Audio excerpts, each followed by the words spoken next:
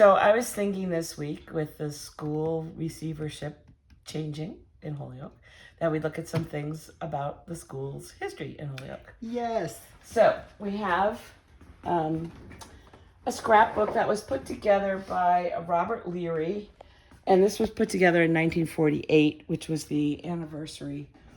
I think it was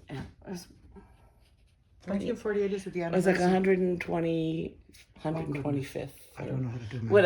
Whatever the math is there. Yeah. Anyway, so he did a whole series of articles about the when history of the school. When we stream live, we can't do math. Right. Okay. Yeah, and so it talks about the first school that was here. What was the first school that was here? Let's see. So the first school that was here in Ireland Parish was in 1730. So we were still part of Springfield at that point. So, and then it goes on, we were part of West Springfield.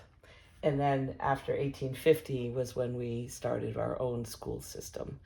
And interestingly, you know, when we separated from West Springfield, we took on debt.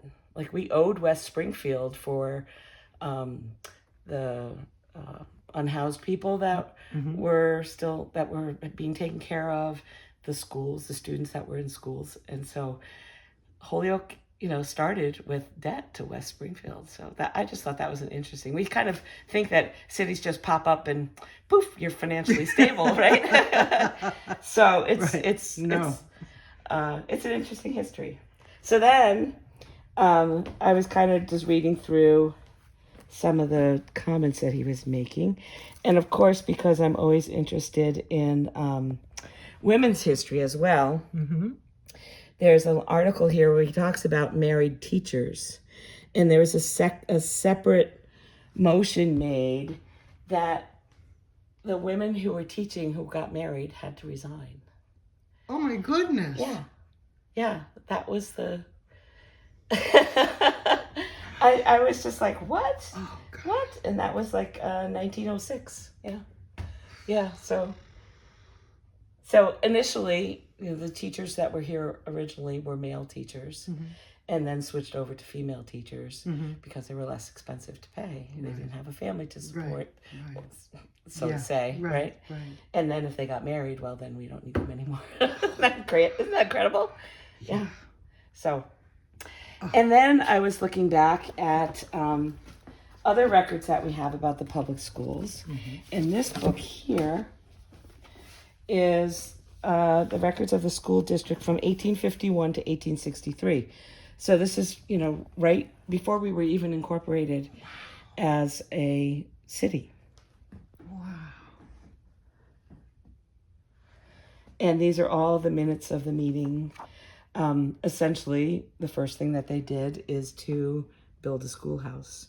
And it's all the notes about raising money to do that, where it's going to be, taking a vote, how it's going to be presented, what the poll tax was going to be for the citizens and things like that. What beautiful penmanship.